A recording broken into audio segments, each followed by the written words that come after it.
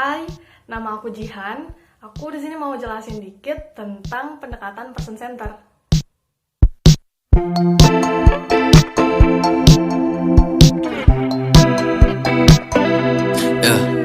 Nah, aku mau jelasin pendekatan person center atau yang biasa dikenal sebagai client center berdasarkan Vipatus Strateg, yaitu filosofinya, patologi, tujuan, strategi, dan tekniknya. Oke, kita langsung masuk ke pembahasan aja ya. Nah, yang pertama itu filosofi. Nah, maksud dari filosofi itu adalah pandangan menurut pendekatan ini terhadap manusia yang sehat tuh kayak gimana sih? Nah, jadi pendekatan person center ini dikembangin oleh Carl Rogers pada tahun 1940-an. Nah, Rogers tuh berasumsi bahwa manusia itu bisa mandiri, manusia itu bisa dipercaya, kemudian manusia itu bisa bertanggung jawab atas dirinya sendiri. Terus, manusia dalam pandangan Rogers itu bersifat positif. Nah, artinya Roger tuh percaya bahwa manusia itu punya dorongan untuk bergerak maju gitu. Maksudnya tuh si manusia itu nggak akan selalu mengungkit masa lalu gitu, nggak stay di masa lalu. Jadi dia tuh bisa move on gitu loh. Nah, selain itu manusia itu berusaha untuk jadi orang yang bermanfaat, kemudian kooperatif, dan juga manusia itu punya potensi untuk memahami dirinya sendiri tanpa intervensi atau bantuan dari konselor. Nah, maksudnya itu, jadi pas proses konselingnya, pas si konselingnya itu curhatan gitu ya sama si konselornya, nah konselornya itu ngasih kemenangan, ngasih kebebasan, ngasih kekuasaan buat konselingnya. Jadi konselingnya itu berhak gitu loh, mau ngomong sampai nangis-nangis gimana gitu, nyeritain masalahnya, sampai akhirnya dia nemuin sendiri solusinya gimana, bebas, terserah. Soalnya konselor tuh percaya bahwa konseling bisa menentukan pilihan dan penilaiannya sendiri terhadap masalahnya gitu, sehingga akhirnya dia bisa nentuin sendiri solusinya kayak gimana. Nah, emang karena pada dasarnya itu konselor tuh hadir bukan untuk ngasih solusi gitu, tapi membantu konseli untuk melihat masalahnya itu dari sudut pandang lain, sehingga si konseli sendiri yang bisa menentukan solusinya gitu mau kayak gimana. Kecuali kalau emang si konselinya itu udah mentok gitu kan, nggak buntu gitu mau kayak gimana, baru deh boleh konselor ngasih saran atau ngasih solusi buat konselinya. Nah, satu lagi, manusia itu punya potensi untuk berubah dan berkembang menuju hidup yang lebih bermakna gitu, atau dengan kata lain self actualization atau aktualisasi diri. Nah, aktualisasi diri ini bisa mengantarkan manusia menjadi fully functioning person. Apa itu? Jadi itu tuh manusia yang berfungsi sepenuhnya. Nah, artinya dia itu paham dan sadar tentang siapa dia, kemudian apa potensinya, dia itu tahu gitu, sehingga dia bisa membantu sesama, bisa menjadi manusia yang bermanfaat. Nah, buat mencapai aktualisasi dirinya, manusia itu harus mengembangkan self systemnya. Nah, self system itu sendiri ada 3 macam. Yang pertama itu ada self image, terus ada self esteem, dan ada ideal self. Jadi yang pertama itu self image. Nah, self image itu adalah penilaian atau gambaran dari apa yang kita pikirkan tentang diri kita sendiri gitu. Misalnya nih ya, aku tuh cantik gitu. Terus aku tuh pinter. Pokoknya yang positif-positif. Oke? Terus yang kedua itu ada self esteem, atau bahasa Indonesianya itu harga diri. Nah, jadi self esteem ini tuh nilai yang kita kasih kepada diri kita sendiri.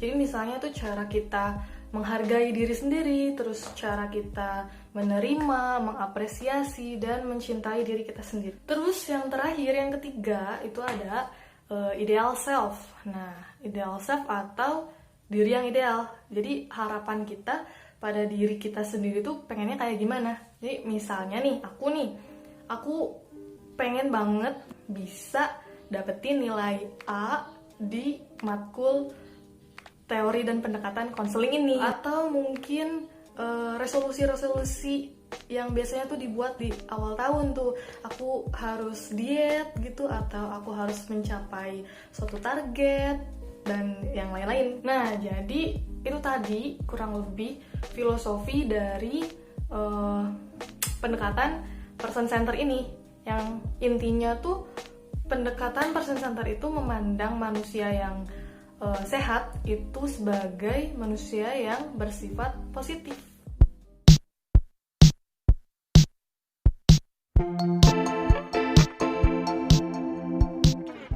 Nah, karena tadi di filosofinya itu manusia yang sehat itu manusia yang bersifat positif, maka patologinya itu manusia yang nggak sehat itu manusia yang bersifat negatif, yaitu orang-orang yang selalu ngungkit masa lalu gitu. Dia tuh nggak bisa move on, terus dia tuh nggak mampu buat memahami dirinya sendiri, dan juga dia itu nggak mampu buat mengembangkan self systemnya. Artinya si self image-nya negatif, terus self esteem-nya rendah, dan ideal self-nya itu ya incongruence. Incongruence itu adanya ketidakseimbangan atau ketidakselarasan antara ideal self sebagai ekspektasi dan real self sebagai realita. Si incongruence ini itu terjadi berawal karena self image yang negatif.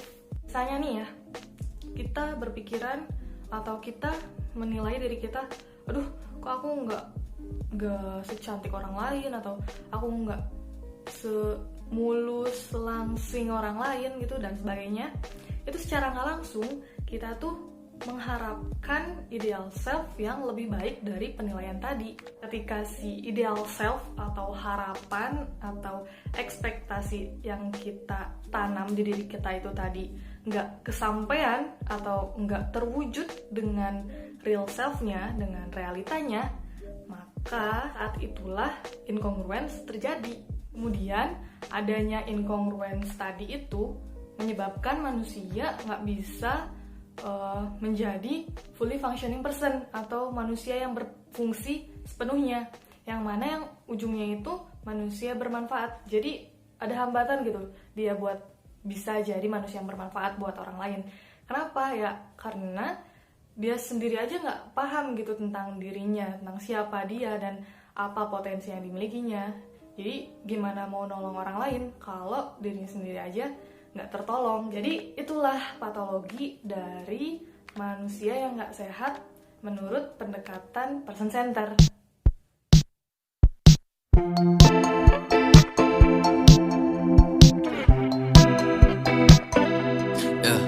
Adanya patologi-patologi tadi itu membuat si pendekatan ini memiliki tujuan.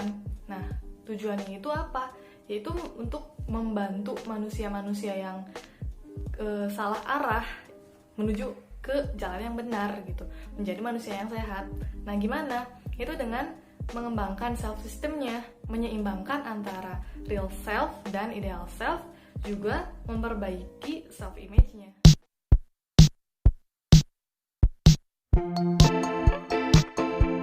Nah, dalam mencapai tujuan itu pasti dibutuhin yang namanya strategi.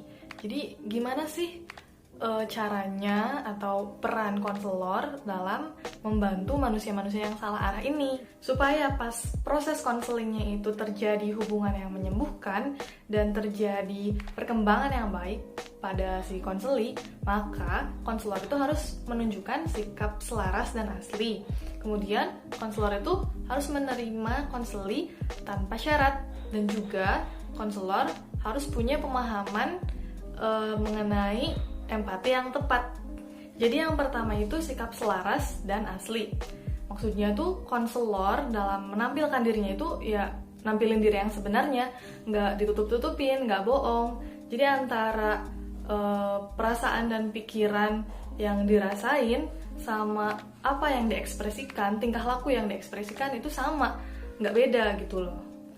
Terus misalnya nih ya, kayak misalnya boleh nih konselor itu curhat gitu tentang kalau dia tuh sebenarnya nggak selalu bisa tegar gitu, nggak selalu bisa kuat menghadapi konseli, nggak selalu bisa membantu konseli, tapi dia juga punya sisi yang rapuhnya gitu, dia bisa lemah gitu. Nah, ini sih menariknya, soalnya pendekatan yang lain itu selalu menunjukkan bahwa konselor itu seseorang yang kuat gitu, seseorang yang selalu siap untuk membantu konseli, bagaikan malaikat gitu loh. Tapi di pendekatan ini seakan-akan dikasih tahu gitu, diingatkan kalau sebenarnya konselor juga bisa lemah gitu loh. Bahkan konselor itu bisa juga membutuhkan konselor yang lain. Yang kedua itu penerimaan tanpa syarat. Nah, jadi konselor itu menghargai dan menerima konseli sebagai individu yang berbeda dari dirinya gitu.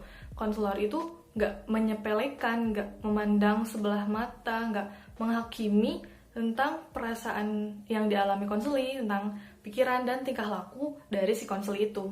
Pada yang ketiga itu pemahaman empati yang tepat. Nah, jadi empati itu merupakan kemampuan konselor dalam memahami permasalahan si konseli. Jadi konselor itu harus bisa melihat permasalahan itu dari sudut pandang konselinya. Terus konselor harus peka terhadap perasaan-perasaan konselinya, sehingga konselor tuh tahu, konselor tuh paham mengenai apa yang dirasain sama si konseli. Nah, itu tadi strategi-strateginya. Terus sekarang kita lanjut ke tekniknya.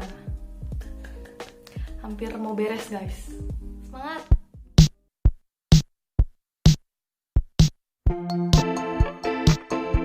Nah, layaknya visi yang akan terwujud kalau dilaksanakan atau dijalankan oleh misi, begitu pula dengan strategi.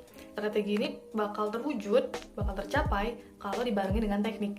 Nah, sebenarnya teknik-teknik dalam pendekatan ini tuh banyak gitu ya, karena emang ya sesimpel itu.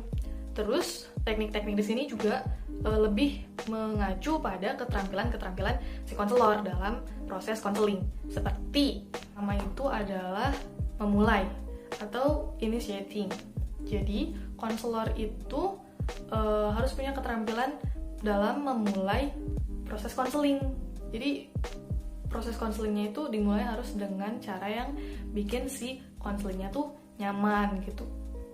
Terus yang kedua itu ada active listening atau aktif mendengar gitu.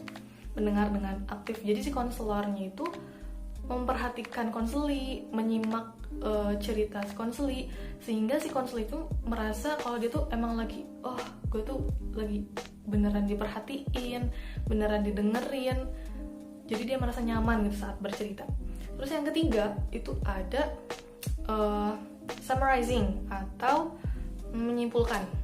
Nah, jadi pas si konselingnya itu udah cerita, konselor tuh mulai menganalisis masalahnya, kemudian menyimpulkan sampai si konselor tuh misalnya ngomong gini, oh jadi kamu tuh merasa begini karena ini ya. Nah, terus yang keempat itu ada memberi dukungan atau supporting. Jadi konselor itu ngasih penguatan buat konselinya, misalnya dengan cara ngasih perhatian, terus ngasih respon yang antusias gitu ke konselinya, tapi nggak dengan cara yang berlebihan juga ya. Terus yang kelima itu ada menentukan tujuan atau setting goals. Jadi si konselor tuh menstimuli atau mancing konseli biar memperjelas tujuan dia ikutan atau mengadakan konseling itu apa sih tujuannya gitu. Dan yang keenam itu ada mengakhiri atau terminating.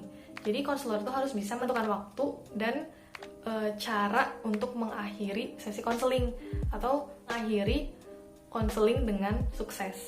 Nah guys, jadi itu tadi penjelasanku yang secara singkat mengenai pendekatan person center ini gitu.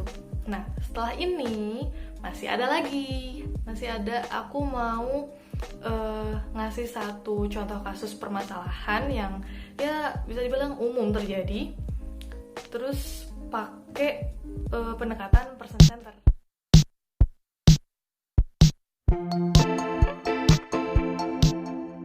Jadi gini, ada satu cewek nih, dia tuh hidupnya ya normal-normal aja gitu. Dia happy dengan dirinya, happy dengan kehidupannya.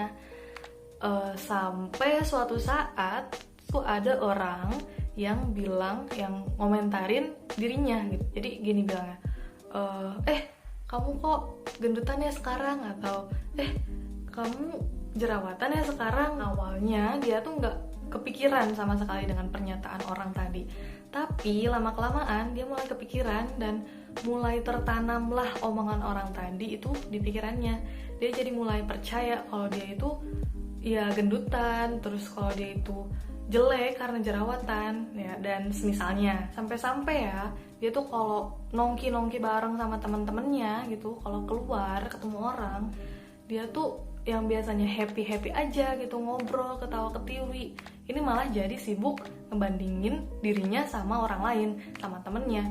Jadi misalnya dia ngelihat temennya yang langsing, yang body goals gitu, dia ngerasa kayak, aduh ya ampun, kok dia bisa kayak gitu ya, badannya bagus, terus sedangkan aku misalnya, kok gendut gini sih, terus lebar banget, terus padahal aku tuh udah diet berbagai macam cara, tapi kok nggak kayak dia gitu. Atau mungkin pas ngeliat temennya yang cantik, putih, glowing gitu, dia ngerasa, ya ampun, aku perasaan udah skincarean, tapi dia ngerasa nggak ada perubahan, dia ngerasa buluk gitu, dia ngerasa kentang dibanding teman-temannya yang lain. Terus dia yang kalau lagi ngaca sendiri itu dia selalu muji dirinya, ngap dia cantik, oke gitu, tapi pas keluar ketemu orang atau ketemu teman-temannya langsung ngerasa jadi yang paling jelek gitu. Ya mungkin emang perasaannya saat itu nggak dikeluarin secara langsung, tapi pas setelah ketemu teman-teman, ketemu orang, dia pasti langsung ngerasa dia rendah diri, dia ngerasa nggak lebih baik dari orang lain, dan dia jadi nggak happy sama hidupnya, terutama sama dirinya sendiri gitu. Dari masalah yang aku ceritain tadi, mungkin bisa dibilang ada banyak gitu ya orang yang relate sama cerita itu, dan kita juga bisa langsung tahu gitu masalahnya itu di mana.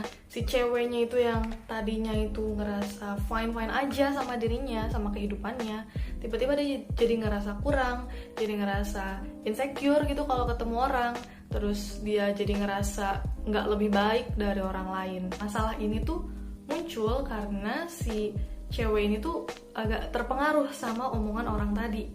Dia jadi mulai menanamkan penilaian yang negatif gitu terhadap dirinya. Dia jadi self image-nya itu jadi negatif. Padahal si ideal self dan real self-nya itu udah seimbang gitu kan.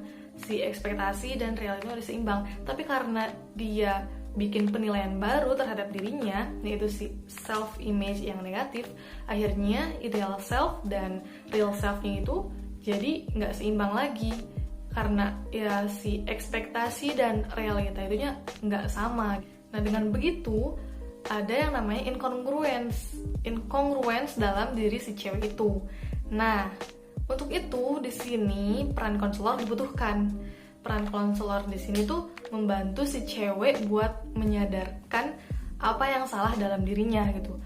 Terus membantu si cewek itu buat nyeimbangin antara ideal self sama real self-nya. Juga untuk memperbaiki si self image yang negatif itu tadi. Gimana caranya? Ya dengan menjalankan strategi dan teknik-tekniknya. Pas proses konseling itu, konselor itu harus berusaha untuk membuat si ceweknya itu mau bercerita gitu, bikin si ceweknya nyaman dalam mengungkapkan perasaannya, terus menceritakan masalahnya. Atau misalnya si ceweknya masih agak segan gitu buat cerita, oke, boleh tuh diselingi oleh cerita-cerita dari si konselornya. Misalnya mungkin aja si konselor tuh pernah gitu ngalamin masa-masa yang dialamin oleh si ceweknya. Terus konselor itu nerima si cewek, nggak nyepelein gitu masalah yang dihadapin sama si ceweknya. Terus bikin gitu si ceweknya tuh ngerasa kalau dia tuh diterima, kalau dia itu dihargai, kalau dia itu dimengerti gitu gimana perasaannya. Pokoknya bikin si ceweknya itu jadi senyaman mungkin lah. Nah caranya itu si konselor tuh harus dengerin keluh kesahnya si cewek dengan seksama, dengan penuh perhatian, kemudian kasih support buat si ceweknya, kemudian nggak ngebocorin ceritanya si cewek ke orang lain, terus bantu dia buat nentuin tujuan yang baru biar dia bisa berubah dan berkembang ke arah yang lebih baik lagi. Nah guys, jadi itu tadi pembahasan tentang contoh kasusnya, dan pembahasan tentang pendekatan teori sendiri juga itu udah selesai ya. Finally, aduh makasih banyak buat yang udah nonton. Semoga kalian bisa dapet memahami apa yang aku sampaikan dan dapat ilmu baru juga gitu. So, terima kasih banyak dan dadah.